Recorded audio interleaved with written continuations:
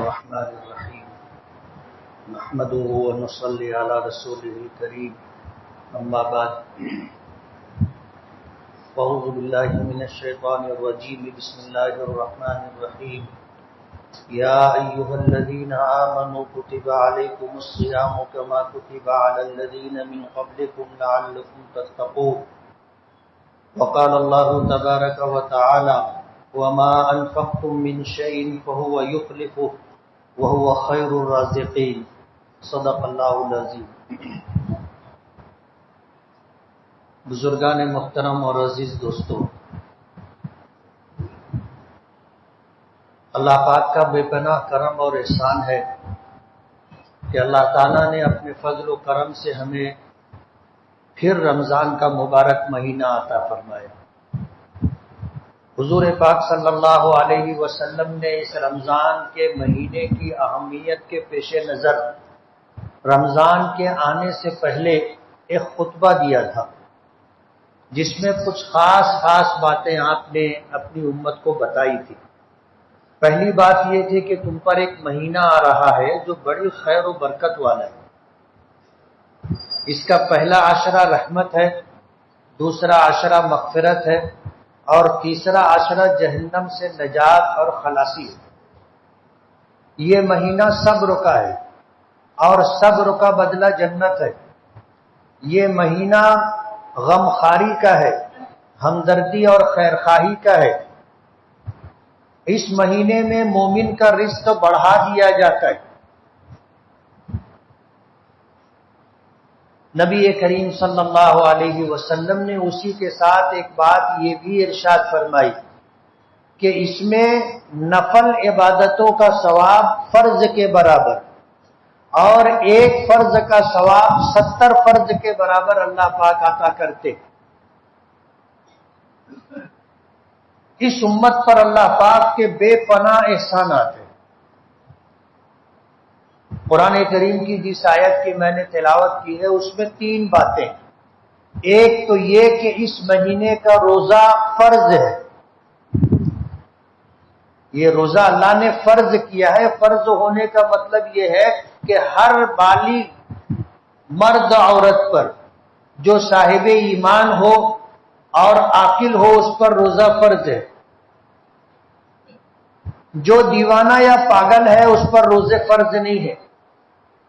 جو لوگ بچے یا بچیاں نابالغ ہیں ان پر روزہ فرض نہیں ہے، لیکن جس وقت ان پر روزہ فرض ہو بالغ ہونے پر تو انہیں روزہ رکھنے کی عادت ہو جائے، اس لیے پہلے سے روزہ رکھوایا جائے۔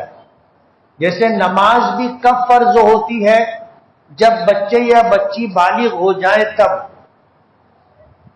بلوغ سے پہلے نماز فرض نہیں ہے، لیکن نبی کریم صلی اللہ علیہ وسلم نے اس بات کا حکم دیا کہ جب بچے یا بچی کی عمر 7 سال کی ہو جائے تو اسے نماز پڑھنے کا حکم دو، اور جب اس کی عمر 10 سال کی ہو جائے تو نماز نہ پڑھنے پر سختی کرو، اور 10 سال کی عمر ہو جانے پر بھائی اور بہن کا بستر علیحدہ کر دو۔ یعنی جب 10 سال کی عمر ہو گئی اب سگے بھائی بہن بھی ایک ساتھ بستر پر نہیں سوئیں گے۔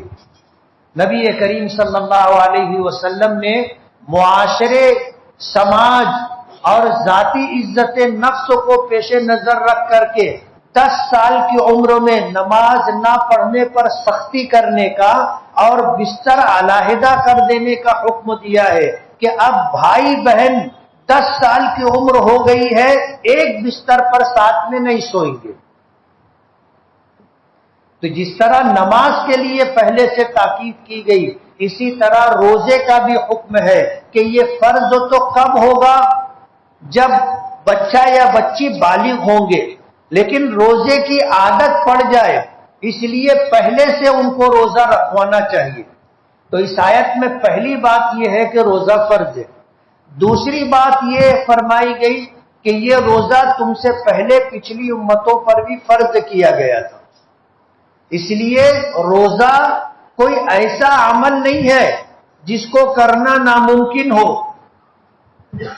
تم سے پہلے پچھلی امتیں تھیں، وہ بھی روزہ رکھتی تھی. اگر یہ ناقابل عمل فریضہ ہوتا، یعنی روزہ رکھنا ناممکن ہوتا، تو پچھلی امتیں کیسے روزہ رکھتی؟ اگر انہوں نے روزہ رکھا ہے تو اللہ نے تم پر بھی روزہ فرض کیا ہے. تم پر بھی یہ عمل ناممکن نہیں ہے، بلکہ اللہ نے تم پر یہ فریضہ عائد کیا ہے. تو یہ فریضہ ایسا ہے کہ جس کو تم آسانی کے ساتھ انجام دے سکتے ہو. روزہ ہم نے رکھا، آدھا دن ہو گیا، کوئی پریشانی ہے؟ کوئی پریشانی نہیں. بقیہ آدھا دن بھی اس طرح گزر جائے گا کہ بہت کم لوگوں کو احساس ہوگا بھوک کا یا پیاس کا. نفس کو، جسم کو اللہ نے ایسا بنایا ہے کہ اس کے لیے روزہ رکھنا مشکل نہیں ہے. اور پھر اگر تیرا ہی جینا چاہے تو باتیں ہزار ہیں. آدمی اگر نہ رکھنا چاہے تو الگ بات ہے، اور اگر رکھنا چاہے تو رکھ سکتا ہے. ایسا نہیں ہے کہ روزہ ناممکن العمل فرض ہو، ایسا نہیں ہے. تیسری بات اس آیت میں اللہ پاک نے یہ فرمائی لعلکم تتقون، کہ یہ روزہ تم پر اس لیے فرض کیا گیا ہے کہ تم میں تقوی، پرہیزگاری، خشیت الہی، خوف خدا پیدا ہو جائے، صبر کرنے کی، برداشت کرنے کی طاقت آ جائے. اللہ نے اس لیے روزہ فرض کیا ہے، ورنہ اللہ کو ہماری عبادتوں کی حاجت اور ضرورت نہیں ہے. اگر ساری دنیا مل کر اللہ کی عبادت کرنے پر آ جائے اور 24 گھنٹہ ساری زندگی اللہ کی عبادت میں گزار دے تو بھی اللہ کی عظمت اور شان میں ذرہ برابر اضافہ نہیں ہوگا. اسی طرح اگر ساری دنیا اور سبھی لوگ مل کر کے سارے احکام کی خلاف ورزی کریں، اللہ کی نافرمانی پر متحد اور متفق ہو جائیں، تو اللہ کی شان میں ذرہ برابر کمی نہیں آئے. اللہ ہماری عبادتوں کا محتاج نہیں ہے. اللہ نے جو احکامات ہمیں دیے ہیں یہ ہمارے بھلے اور فائدے کے لیے دیے. تو روزہ بھی اللہ نے اس لیے فرض کیا ہے تاکہ ہم میں تقوی، پرہیزگاری، صبر اور برداشت کا مادہ پیدا ہو جائے. قرآن کریم کی پہلی آیت ہے الف لام میم ذالک الکتاب لا ریب فیہ. الف لام میم، یہ کتاب ایسی کتاب ہے جس میں کسی شک شبے کی گنجائش نہیں ہے. لا ریب فیہ، کوئی شک شبہ اس میں نہیں.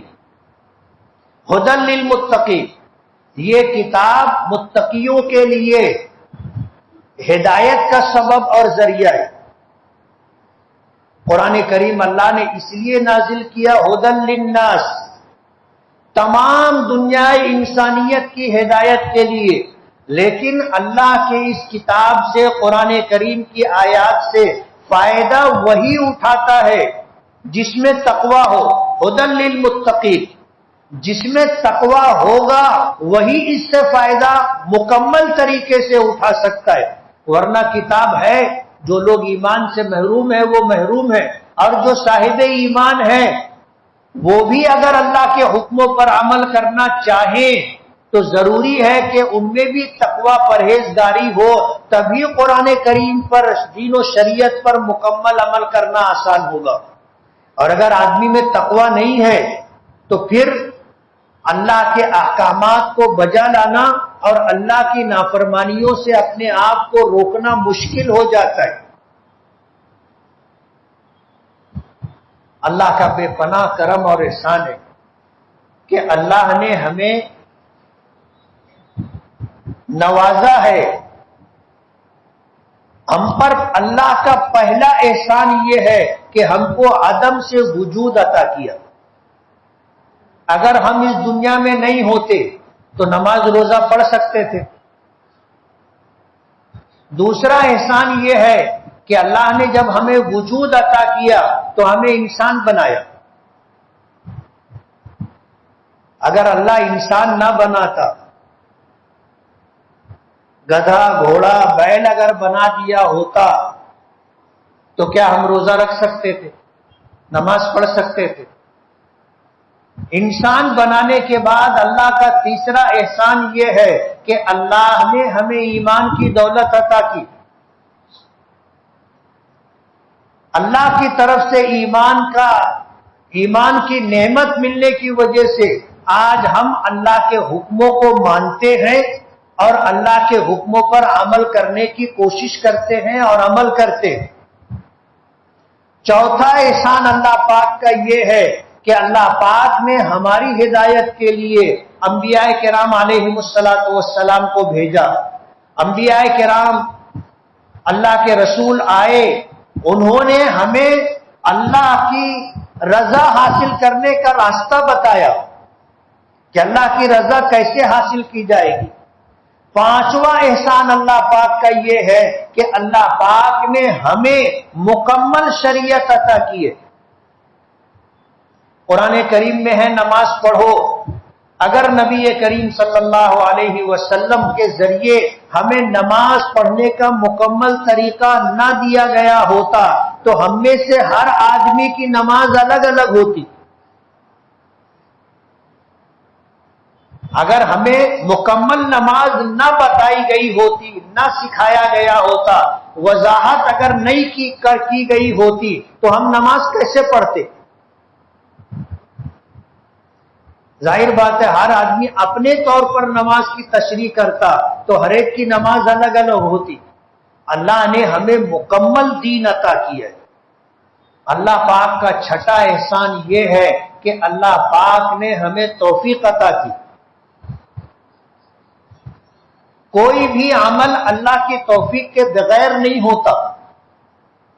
ہم جو نماز پڑھ لیتے ہیں، روزہ رکھ لیتے ہیں، زکوٰۃ دے دیتے ہیں، حج کر لیتے ہیں، ہم اللہ کے راستے میں صدقات و خیرات اور عطیات اپنا مال خرچ کر دیتے ہیں، یہ سب اللہ کی توفیق ہے.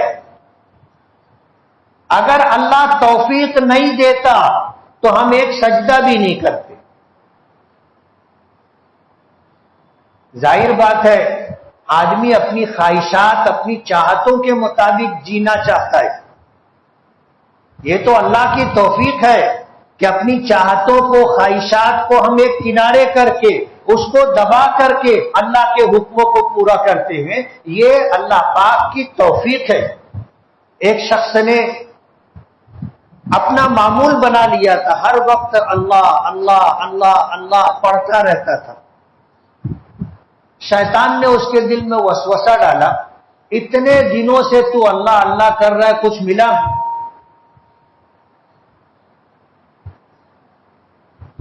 اب آپ بھی سوچتے ہوں گے بسا اوقات کہ اتنے دنوں سے دعا مانگ رہے، کیا ملا؟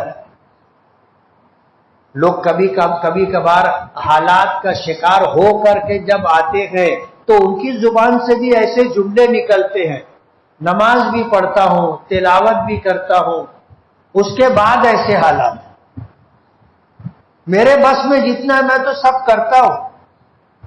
شیطان دل میں وسوسہ ڈالتا ہے. تو شیطان نے اس آدمی کے دل میں وسوسہ ڈالا، اتنے دنوں سے تو اللہ اللہ کر رہا ہے، کیا ملا تجھ کو؟ کچھ ملا؟ تو اس نے تھوڑا سا غور کیا اور غور کرنے کے بعد اس نے کہا کہ یار کچھ نہیں ملا. اس نے اللہ اللہ کرنا چھوڑ دیا.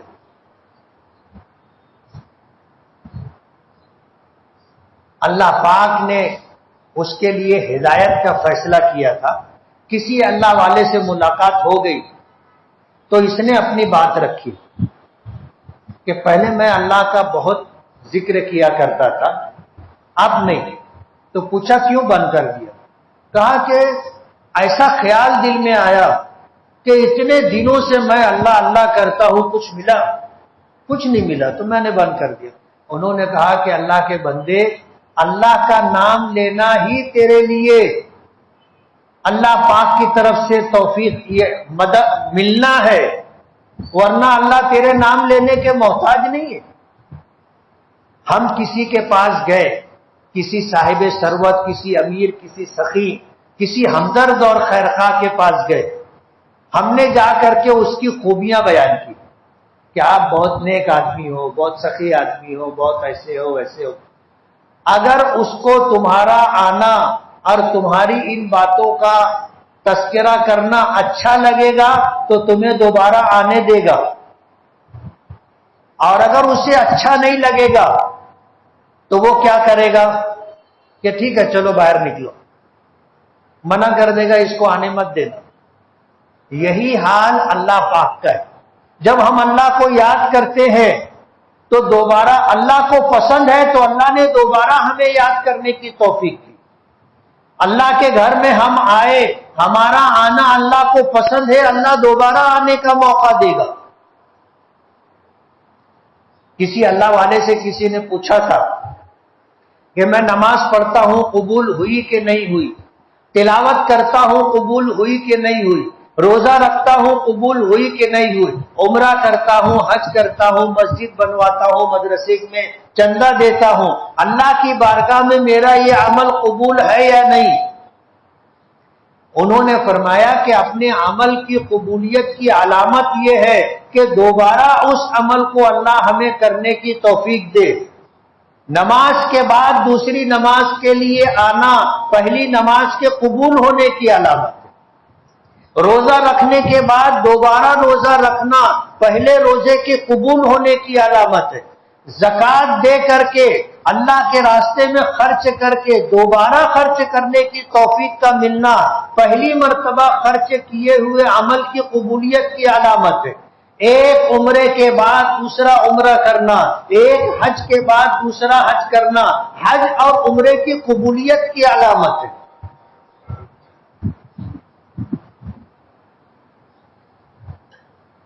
رمضان کا مبارک مہینہ شروع ہو گیا ہے۔ اس مہینے میں دیگر 11 مہینوں کے مقابلے میں صرف 2 فرق ہیں۔ ایک تو یہ ہے کہ 11 مہینوں میں روزے فرض نہیں تھے، اللہ نے رمضان کے روزے فرض کیے، ایک پہلا عمل۔ دوسرا عمل نبی کریم صلی اللہ علیہ وسلم نے فرمایا کہ اللہ نے تم پر رمضان کے روزے فرض کیے، وَسَنَنْتُ لَكُمْ قِيَامًا، اور میں نے تم پر اس مہینے میں قیام کو سنت قرار دیا۔ قیام سے مراد تراویح، میں نے تمہارے لیے تراویح کو سنت قرار دیا۔ روزہ اللہ پاک کی طرف سے فرض ہے، اور تراویح نبی کریم صلی اللہ علیہ وسلم کا عمل ہے جو اللہ کی بارگاہ میں مقبول ہوا۔ صحابہ کرام نے اس کے سنت ہونے پر اجماع کیا، قیامت تک کے لیے اسے سنت قرار دیا گیا۔ یہ 2 عمل ہیں۔ حدیث پاک میں آتا ہے کہ حضرت جبرائیل نے حضور پاک صلی اللہ علیہ وسلم ایک مرتبہ جمعہ کے دن خطبہ دینے کے لیے مسجد میں تشریف لائے تو منبر کے پہلے درجے پر قدم رکھا، فرمایا آمین۔ پھر دوسرے درجے پر قدم رکھا تو کہا آمین۔ تیسرے درجے پر قدم رکھا تو آپ نے پھر کہا آمین۔ آپ نے خطبہ دیا، لوگوں نے سنا۔ جب فراغت ہو گئی، اللہ کے رسول صلی اللہ علیہ وسلم سے صحابہ کرام نے پوچھا کہ اللہ کے رسول آج ہم نے ایک نیا عمل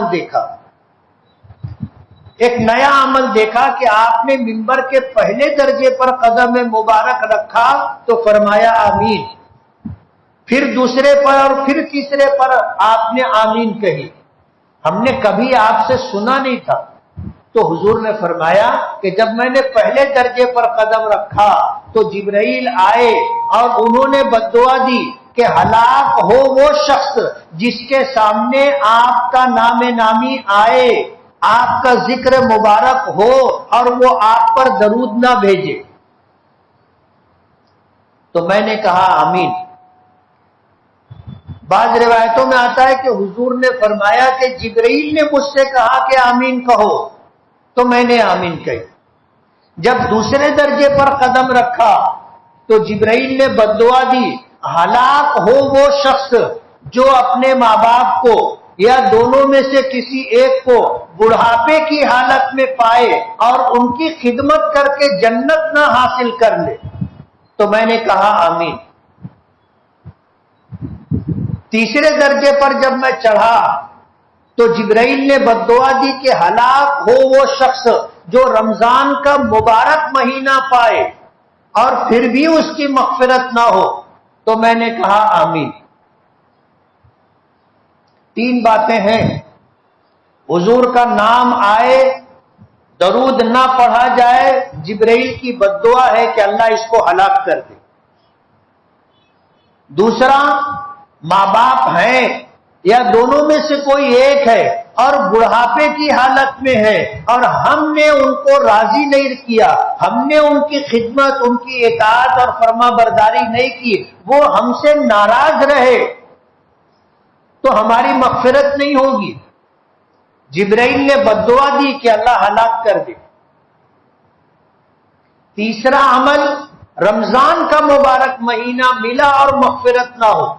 علماء نے وضاحت کی ہے کہ رمضان میں ہے کیا، 11 مہینے اور رمضان میں کیا فرق ہے؟ فرق صرف اتنا ہے کہ 11 مہینے میں روزہ فرض نہیں ہے، رمضان میں روزے فرض ہے. 11 مہینے میں تراویح نہیں ہے، رمضان میں تراویح ہے. بس یہ 2 فرق ہے، باقی کوئی فرق نہیں ہے. اس لیے علماء نے لکھا ہے کہ اگر کسی شخص نے رمضان کے روزے ایمان و احتساب کے ساتھ رکھے، یعنی صاحب ایمان بھی ہے اور اللہ سے نیکی کی امید رکھتا ہے. احتساب کا مطلب اللہ سے نیکی کی امید رکھتا ہے. ان 2 نیتوں کے ساتھ کہ ایمان اور احتساب کے ساتھ روزے رکھے. من صام رمضان ایمانا و احتسابا غفر له ما قدم من ذنبه. حدیث پاک میں آتا ہے کہ جس نے ایمان و احتساب کے ساتھ روزے رکھے اللہ اس کے پچھلے سارے گناہ معاف کر دیتا ہے. من قام رمضان ایمانا و احتسابا غفر له ما قدم من ذنبه. جس نے ایمان و احتساب کے ساتھ تراویح پڑھی اس کے پچھلے سب گناہ اللہ پاک معاف کر دے. یہ 2 عمل. آج پہلا روزہ ہے، ایک تراویح ہو گئی ہے، آگے پورا مہینہ ہے. ہمیں یہ 2 کام اہتمام سے کرنا ہے. کریں گے نا؟ ایک روزہ بھی چھوٹنا نہیں چاہیے اور تراویح میں کوئی کوتاہی نہیں ہونی چاہیے. 11 مہینہ ہم نے بہت کمایا، بہت کھایا، بہت عیش کیا، بہت گھومے، بہت نافرمانی کی. اللہ نے یہ مبارک مہینہ دیا ہے، نیکیوں کے لوٹنے کا زمانہ ہے. 2 کام ہمیں کرنا ہے، ایمان کے ساتھ اور احتساب کے ساتھ روزہ رکھنا ہے. اللہ کے حکم کی تعمیل ہے، روزہ رکھنے پر اللہ مجھے اجر دے گا. اللہ نے فرمایا الصوم لی وانا اجزی بہ، کہ روزہ میرے لیے رکھا گیا ہے اور روزے کا بدلہ اجر و ثواب میں خود دوں گا. بعض روایتوں میں آتا ہے الصوم لی وانا اجزی بہ، کہ روزہ میرے لیے رکھا گیا ہے، روزے کا بدلہ میں خود ہوں. روزے کا بدلہ میں خود ہوں. لوگ کہتے ہیں نا کہ سیاب ہے کوتوال پھر ڈر کاہے کا. من کانا للہ کان اللہ لہ. جب اللہ پاک یہ فرماتے ہیں کہ اگر کسی نے ایمان و احتساب کے ساتھ خلوص و للہیت کے ساتھ روزہ رکھا تو روزے کا بدلہ میں خود ہوں. اور ظاہر بات ہے اللہ مل گیا تو پھر سب مل گیا، ہم کو یہ سمجھ لو. اس لیے کہ پوری کائنات جنت اور جہنم کے مالک کون ہے؟ اللہ ہے. اللہ مل گیا یہ سمجھ لو ہمیں کائنات کی دولت مل گئی. دوسرا عمل تراویح، خوش دلی کے ساتھ، بشاشت کے ساتھ تراویح پڑھنا چاہیے. مشقت، تکلیف محسوس ہوتی ہے. ہم میں سب طاقتور، سب تندرست توانا نہیں ہے. کوئی کمزور ہے، کوئی بوڑھا ہے، کوئی عمر دراز ہے. کبھی ایسا ہوتا ہے طبیعت خراب ہے، کوئی بیمار ہے، کوئی پریشانی، کوئی الجھن ہے. ہمارے ساتھ یہ ساری چیزیں لگی ہوئی ہیں. کبھی ایسا ہوتا ہے کہ طبیعت پر کچھ چیزیں گراں گزرتی، بار محسوس ہوتا ہے، لیکن اللہ کی رضا کے لیے کرنا چاہیے۔ تراویح میں 10-5 منٹ اگر ادھر ادھر ہو گیا، ایسے گھڑی نہیں دیکھنا چاہیے۔ یہ وقت اللہ کے گھر میں عبادت میں گزرا، ہمارے لیے سعادت اور نیک بختی کی بات ہے۔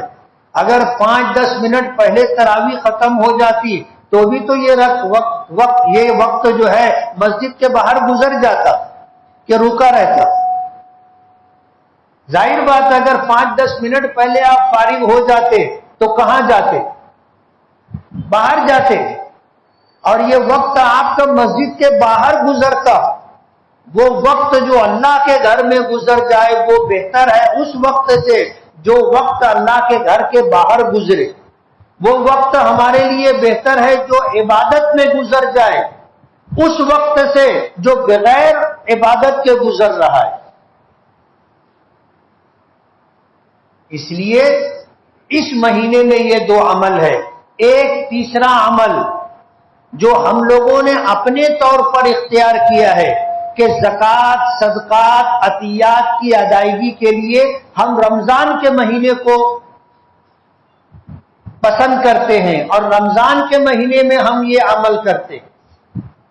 زکوٰۃ بھی اللہ تعالیٰ کا ایک فرض ہے، اور جس شخص کو اللہ پاک نے حیثیت دی ہے، حیثیت سے مراد صاحب نصاب بنایا ہے کہ اس کے پاس کھانے پینے پہننے اور استعمال کرنے کی چیزوں کے علاوہ، جس میں سواری بھی آتی ہے، کمانے کے ذرائع اور اسباب بھی آتے ہیں، یہ سب کے علاوہ اگر اس کے پاس 52.5 تولہ چاندی یا اس کی مالیت کے برابر اس کے پاس مال ہے، یعنی اس کی ساری ضرورتیں پوری ہو چکی ہیں، یہ ضرورت سے زائد ہے، تو یہ آدمی صاحب نصاب ہے، صاحب حیثیت ہے، اس پر زکوٰۃ فرض ہے۔ یہ زکوٰۃ دے گا، زکوٰۃ لے نہیں سکتا۔ 52.5 تولہ چاندی کتنے کی آتی ہے؟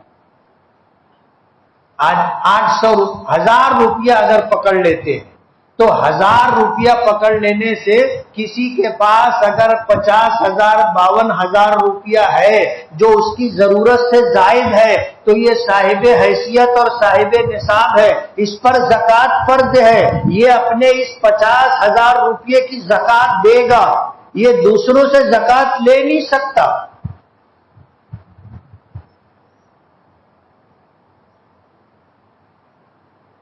آج صبح ایک نوجوان لڑکے کا فون آیا، مجھے بہت اچھا لگا، اور نیند سے اٹھتے ہی پہلا فون تھا۔ میں تھوڑی دیر نمبر دیکھا، پھر میں فون اٹھا لیا تو کہنے لگا کہ حضرت ایک مسئلہ پوچھنا ہے۔ میں نے کہا پوچھو۔ اس نے کہا کہ میں ہر مہینے میں صدقہ، ہر رمضان مہینے میں میں صدقہ خیرات دیتا ہوں۔ بولے ایک حادثے میں میری ٹانگ ٹوٹ گئی، میری خالہ مجھ کو لا کر کے زکوٰۃ دے کے چلی گئی، تو میں زکوٰۃ لے سکتا ہوں؟ تو میں نے اس سے پوچھا کہ تیرے پاس مال کتنا ہے، کیا کرتا ہے تو اس نے کہا کہ میں جانور کا دھندا کرتا ہوں۔ بولے تیرے پاس کیپٹل کتنا ہے، مال کتنا ہے؟ بولے 5-7 لاکھ روپیہ ہے۔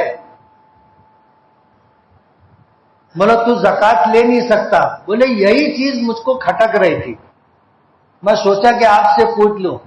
اب ایک حادثہ ہو گیا، ٹانگ ٹوٹ گئی، تو بولے میری خالہ مجھ کو ہی لا کے زکوٰۃ دے کے چلی گئی، اب میں کیا کروں؟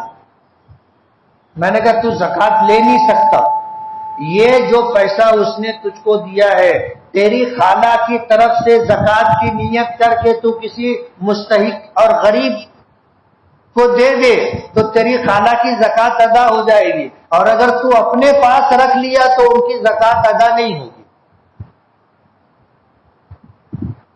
اب اس کے پاس تو 5-7 لاکھ روپیہ ہے، شریعت اس کو صاحب حیثیت کہتی ہے جس کے پاس 50,000 روپیہ ہے۔ وہ بھی چاندی کا بھاؤ میں نے کتنا پکڑا؟ 1000 روپیہ، میرے خیال سے 1000 نہیں ہے، 700 یا 800 روپیہ ہوگا۔ اگر 800 روپیے سے آپ پکڑتے ہو تو کسی کے پاس اگر 40,000 روپیہ اس کی ضروریات اصلیہ سے زائد ہے تو وہ صاحب نصاب، صاحب حیثیت ہے، زکوٰۃ لے نہیں سکتا، اس پر زکوٰۃ فرض ہے، وہ دوسروں کو زکوٰۃ دے گا اپنے مال کی۔ زکوٰۃ دینے کے لیے یہ دیکھنا ضروری ہے کہ جس کو ہم زکوٰۃ دے رہے ہیں وہ مستحق ہے یا نہیں۔ اب ظاہر بات ہے اگر کسی کے پاس اس کی ضروریات اصلیہ سے زائد 50,000 روپیہ ہے، 40,000 روپیہ ہے، وہ مستحق نہیں ہے۔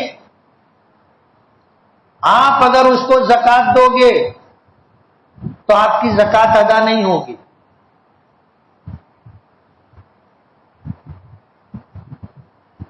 یہ بات اگر آپ کے ذہن میں رہے تو آپ کو یہ بات سمجھ میں آئے گی کہ ہمارے ائمہ اربعہ میں حضرت امام شافعی رحمت اللہ علیہ کے یہاں مسئلہ یہ ہے کہ آدمی جس شہر میں رہتا ہے اپنی زکوٰۃ اسی شہر میں رہنے والوں کو دے گا۔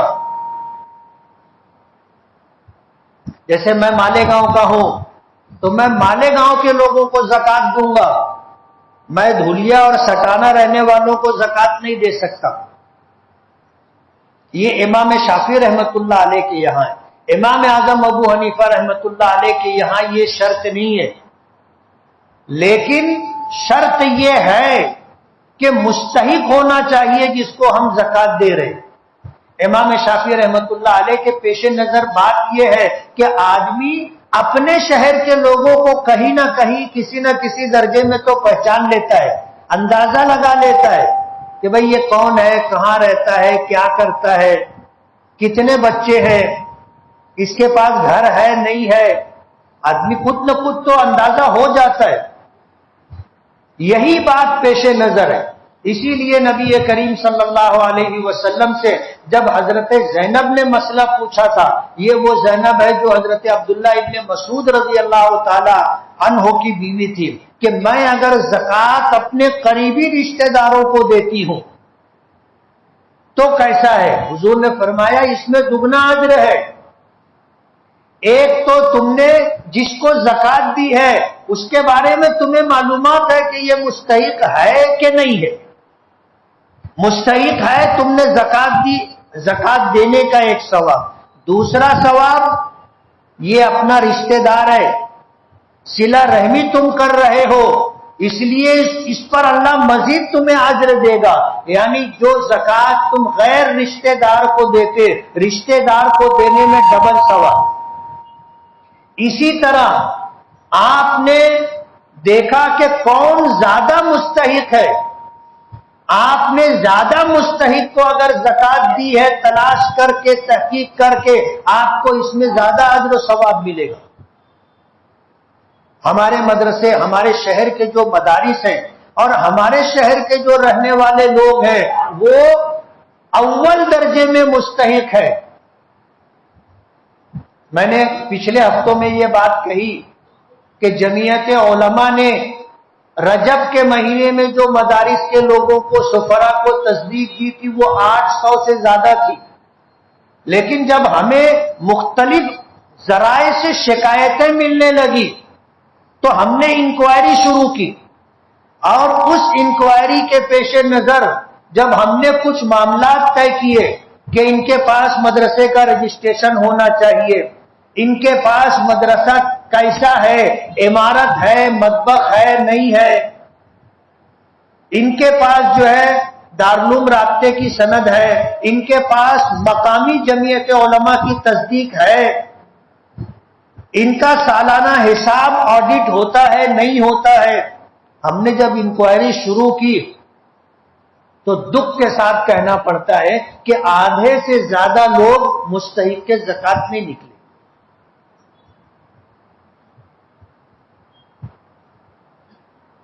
آدھے سے زیادہ۔ ہم نے اپنے اصولوں کے پیش نظر جو طے کیا تھا رجب کے مہینے میں جو تصدیق دی وہ 102 تصدیق تھی. یعنی آپ اندازہ کرو کیا چل رہا ہے. باہر کے سفرا آتے ہیں، باہر کے لوگ آتے ہیں، دوسرے شہروں کے لوگ. میں کسی علاقے کا نام نہیں لوں گا. رمضان کا مہینہ آتا ہے، بہت سارے لوگ زکوٰۃ لینے کے لیے مالیگاؤں آ جاتے اور لوگوں سے زکوٰۃ مانگتے پھرتے رہتے ہیں. جب ان کے علاقے میں تصدیق کی گئی تو معلوم پڑا کہ اس کے پاس تو 20 بیگھہ زمین ہے، اس کے پاس تو بہت اچھا مکان ہے، اچھا کاروبار ہے. اس علاقے کے لوگوں نے بتایا کہ انہوں نے پیشہ بنا لیا ہے کہ بغیر محنت کے اور بغیر کسی مشقت کے اچھی خاصی رقم مل جاتی ہے. مہینہ بھر گھومنا پھرنا پڑتا ہے اور ایک موٹی رقم جمع ہو جاتی ہے. اس لیے زکوٰۃ آپ اپنے شہر کے لوگوں کو دو، اپنے شہر کے مدرسوں کو دو. میں یہ نہیں کہتا کہ باہر مت دو، لیکن باہر بھی دینا ہے تو پوری تحقیق انکوائری کر کے دو، اور جہاں زکوٰۃ دینے میں آپ کا دل مطمئن ہو وہاں دو. اپنے غریب رشتہ داروں کو دو. کتنے ایسے ہمارے شہر میں بچے اور بچیاں ہیں جو غریب گھرانوں سے تعلق رکھتے، رکشہ چلانے والے، پاور لوم چلانے والے، حمالی کرنے والوں کے بچے ہیں. اللہ نے ذہانت دی ہے اور وہ پڑھ لکھ کر کے دنیاوی اعلیٰ ڈگری حاصل کر سکتے ہیں، لیکن پیسہ نہ ہونے کی وجہ سے مجبور ہوتے. مسجد مدرسے کے نام پر آپ بہت دیتے ہیں اور دینا چاہیے، لیکن اس کا یہ مطلب نہیں ہے کہ آپ غریبوں کو نہ دیں. آپ دے دو. اگر وہ جو ہے تعلیم حاصل کر لیں گے اور اگر وہ پڑھ لیں گے تو آپ اندازہ کرو کہ آپ کا دیا ہوا یہ پیسہ ایک غریب کی غربت دور کر دے گا، اسے اپنے پیروں پر کھڑا کر دے گا، وہ 10 لوگوں کو سنبھالے گا، خود زکوٰۃ دینے والا بن جائے گا. آپ مسجد میں دو، مدرسے میں بھی دو، لیکن اپنے پاس پڑوس میں، اپنے رشتہ داروں میں ایسے جو لوگ ہیں ان کی بھی آپ مدد کرو. بعض لوگ کہتے ہیں کہ ہم نے اگر زکوٰۃ دی وہ ہم کو ہی کچھ لا کر کے تحفے میں دے دیتے. غریب لوگ ہیں، پڑوسی ہیں، رشتہ دار ہیں اور غریب ہیں، ان کے یہاں شادی بیاہ کا موقع ہے، آئے، ہم نے زکوٰۃ کی رقم دے دی. اب وہ زکوٰۃ کی رقم لے کے گئے، دوسرے دن رکا لے کے آ گئے، گھر بھر کی دعوت. اب ہم نے جو ہے ان کو زکوٰۃ دی ہے، ہمارا دیا ہوا مال زکوٰۃ کی شکل میں ان تک پہنچا، اب وہ ہمیں کھانے کی دعوت دے رہے. کھانا کھا سکتے ہیں کیا؟ مسئلہ ہے کھا سکتے. آپ نے دے دیا، آپ کی زکوٰۃ ادا ہو گئی. اب وہ پیسہ لے کر کے جہاں چاہے وہاں خرچ کر سکتا ہے. اگر اس نے جو ہے کھانے کا انتظام کیا اور آپ کو دعوت دی، آپ کھا سکتے ہو، کوئی حرج نہیں ہے. اور یہ مال جو اللہ کے راستے میں خرچ کیا جاتا ہے اللہ برکتوں کے ساتھ واپس کرتا ہے. یہ آخری بات ہم لوگ کو سمجھ میں آ جائے تو اچھا ہے. اللہ پاک نے فرمایا وَمَا أَنفَقْتُم مِّن شَيْءٍ فَهُوَ يُخْلِفُهُ وَهُوَ خَيْرُ الرَّازِقِينَ. جو مال اور جو کچھ تم اللہ کی رضا کے لیے خرچ کرتے ہو اللہ کے راستے میں، اللہ تمہیں واپس دے گا. فَهُوَ يُخْلِفُهُ، اللہ تمہیں واپس دے گا. وَهُوَ خَيْرُ الرَّازِقِينَ، وہ بہترین رزق دینے والا ہے. ہماری سوچ کیا کہتی ہے؟ 100 روپیہ ہے، ہم نے 50 دیا، بچا کتنا؟ گیا کتنا؟ 50 گیا. برابر ہے نا کہ ہم نے جو ہے 50 دیا تو اپنے پاس 100 تھا. ایسا تو نہیں ہے کہ ہم نے 50 دیا اب 150 ہو جائے گا. ایسا ہے؟ عقل یہ کہتی ہے کہ دینے سے مال کم ہوتا ہے، لیکن اللہ فرماتے ہیں وما انفقتم من شيء فهو يخلفه، جو کچھ تم اللہ کے راستے میں خرچ کرو گے اللہ اس کا بدل دے گا، اور اللہ اپنے وعدے میں اپنی بات میں سچے، بہترین رزق دینے والے۔ نبی کریم صلی اللہ علیہ وسلم اللہ کے رسول ہیں، اور ہم نے ان کو نبی اور رسول مانا ہے، اس کا مطلب یہ ہے کہ ہم نے آنکھ بند کر کے آپ کو سچا مانا ہے، آنکھ بند کر کے آپ کو سچا مانا ہے۔ یہ ہے ایمان کسی کو نبی اور رسول ماننے کا، کہ آنکھ بند کر کے ہم بھروسہ کرتے ہیں کہ وہ سچے ہیں۔ حضور کی کسی بات کی سچائی کے لیے حضور کو قسم کھانے کی ضرورت نہیں ہے، لیکن حضور نے قسم کھا کر کے یہ بات فرمائی ہے کہ قسم ہے اس ذات کی جس کے قبضہ قدرت میں میری جان ہے، مال اللہ کے راستے میں خرچ کرنے سے کم نہیں ہوتا۔ ما نقص مال من صدقہ، صدقہ دینے سے مال کم نہیں ہوتا۔ قسم کھا کر کے حضور نے یہ بات فرمائی۔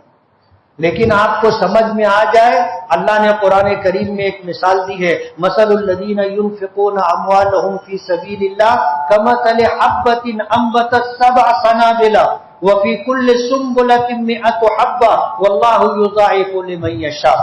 اللہ نے انسانی عقل کے پیش نظر یہ بات سمجھائی کہ ہم جب کھیتی کرتے ہیں تو گیہوں کا ایک دانہ ہم زمین میں ڈالتے ہیں۔ کتنا دانہ؟ ایک دانہ زمین میں ڈالتے ہیں، اس سے 7 کوپلیں نکلتی، اور ہر کوپل میں، ہر شاخ میں ایک بالی لگتی ہے، ہر بالی میں 100 دانے ہوتے۔ عقل تو یہ کہتی ہے کہ ایک دانہ تھا، وہ بھی ہم نے زمین میں ڈال دیا، ختم۔ لیکن وہ ایک دانے کے پیچھے کتنا دانہ آ رہا ہے؟ 700 دانہ آ رہا ہے۔ اگر یہ ایک دانہ ہم زمین میں نہیں ڈالتے تو آتا؟ عقل انسانی کو یہ بات سمجھ میں آ جائے، اللہ نے قرآن کریم میں مثال دی کہ اللہ کے راستے میں مال خرچ کرنا ایسا ہے جیسے گیہوں کا ایک دانہ آپ نے زمین میں ڈالا، اس ایک دانے سے 7 شاخیں نکلی، ہر شاخ پر ایک بالی لگی، ہر بالی میں 100 دانے اللہ دیتا ہے۔ واللہ یضاعف لمن یشاء، اور اللہ جس کے لیے چاہتا ہے اس سے بھی زیادہ دیتا ہے۔ اس لیے مال خرچ کرنے میں اللہ کے راستے میں دریغ نہیں کرنا چاہیے۔ جو فرض ہے وہ دو، اس سے بڑھا کر کے دو گے وہ صدقہ ہوگا، فرض ادا ہو جائے گا، زکوٰۃ ادا ہو گئی، اس سے جو زیادہ دو گے وہ صدقہ ہوگا۔ اور کسی غیر مستحق کو، اس کو خوش کرنے کے لیے، اللہ کو راضی کرنے کے لیے آپ نے کسی کو کچھ دیا، وہ ہدیہ ہے، وہ عطیہ ہے، وہ بخشش ہے، اور یہ عمل بھی اللہ کو بہت پسند ہے۔ اس لیے زکوٰۃ تو مستحق کو دی جائے گی، صدقہ ضرورت مندوں کو زکوٰۃ سے زیادہ دینے میں صدقہ ہے، اور اچھے لوگوں کو جو خود صاحب حیثیت ہوں ان کو دینا یہ عطیہ ہے، یہ ہدیہ ہے۔ اور یہ ساری چیزیں اللہ کی رضا اور خوشنودی کے لیے آدمی خرچ کرتا ہے تو اس پر اللہ دے گا۔ کتنا دے گا؟ ایک کے بدلے میں بولو نا 700 دے گا، 700، اور اللہ چاہے گا تو اس سے زیادہ دے گا۔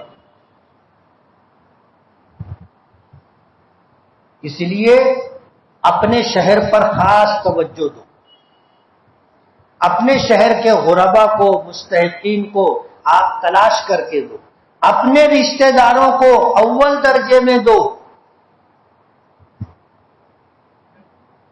نبی کریم صلی اللہ علیہ وسلم نے فرمایا ہے کہ اگر میری امت کے مالدار لوگ اپنے مالوں کی پوری زکوٰۃ اگر نکالنے لگ جائے تو پھر میری امت میں کوئی ننگا اور بھوکا نہیں رہے گا۔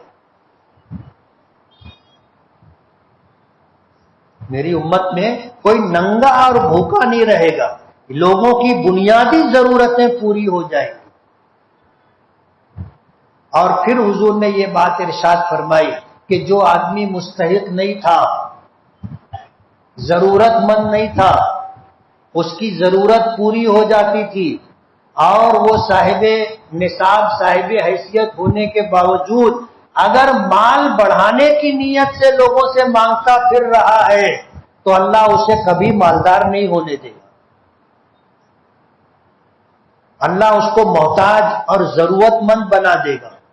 اس لیے اگر اپنی حیثیت ہے 40-50 ہزار روپیہ اپنی ضرورتوں سے زائد ہے، کوئی اگر لا کے دے تو یہاں سے نہیں، یہاں سے ہاتھ جوڑنا چاہیے۔ بس اللہ آپ کو راضی اور خوش رکھے، آپ دو، کوئی دوسرا ضرورت مند مستحق ہو اس کو دے دو۔ میرا رب مجھے دے رہا ہے، میرا رب مجھے دے رہا ہے، آپ اپنا یہ مال، اپنی یہ زکوٰۃ، اپنا یہ صدقہ جو دوسرے مستحق لوگ ہیں ان کو دے دیں۔ اور یہ ادا اللہ کو پسند ہے۔ آدمی مستحق اور ضرورت مند ہے تو مانگے، کوئی حرج نہیں، لیکن اگر مستحق اور ضرورت مند نہیں ہے اور مانگ رہا ہے تو اللہ بہت ناراض ہے۔ اللہ کو یہ ادا پسند نہیں ہے۔ اس لیے امت میں جو مانگنے کا مزاج بن گیا ہے یہ ختم ہونا چاہیے۔ ہم خود لوگوں کو تلاش کر کے، سمجھ کر کے، اپنے طور پر تحقیق کر کے دیں۔ اپنے طور پر تحقیق کرنے کا مطلب نہیں ہے کہ کوئی آیا تو اس کا کپڑا اتروا لے، اس کو بے عزت اور ذلیل کر دے، نہیں، بہت زیادہ پوچھ پاچھ نہیں کرنا چاہیے۔ آپ اندازہ کرو، آپ کا دل مطمئن ہو جائے، آپ دے دیں۔ انکوائری کا یہ مطلب نہیں ہے کہ آدمی اس کے گھر میں گھس کے کباڑ کھول دے گا، چل بولے کباڑ کھول کے بتا کہاں ہے، نہیں، بس آپ اندازہ کر لو، سرسری معلومات لے لو، آپ کا دل مطمئن ہے زکوٰۃ دے دو، اور اگر آپ کا دل مطمئن نہیں ہے اور وہ ٹلتا نہیں ہے تو صدقے کی نیت سے تھوڑا بہت دے کر کے اس کو چلتا کرو۔ زکوٰۃ مستحق کو ملنا چاہیے۔ اپنے شہر میں الحمدللہ ضرورت مند لوگ ہیں، مدارس بھی ہیں، مکاتب قرآنیہ بھی ہیں، عصری درسگاہوں، اسکولوں میں پڑھنے والے بچے اور بچیاں بھی ہیں جو ضرورت مند ہیں۔ آپ ان کی فیس بھر دو، ان کے ڈریس بنوا دو، آپ ان کے لیے آپ دے دو، ان کی تعلیمی ضرورت پوری ہو جائے گی، وہ پڑھ لکھ کر کے برسرے روزگار ہو جائیں گے، خوشحال ہو جائیں گے، 10 لوگوں کو وہ سنبھالنے لگ جائیں گے۔ کریں گے؟ مال اللہ کے راستے میں خرچ کرنے سے کم نہیں ہوتا، اللہ نے اس کو واپس کرنے کا وعدہ کیا ہے۔ وَمَا أَنفَقْتُم مِّن شَيْءٍ فَهُوَ يُخْلِفُهُ، جو کچھ تم اللہ کے راستے میں خرچ کرو گے اللہ برکتوں کے ساتھ واپس کرے گا۔ وَآخِرُ دَعْوَانَا أَنِ الْحَمْدُ لِلَّهِ رَبِّ الْعَالَمِينَ۔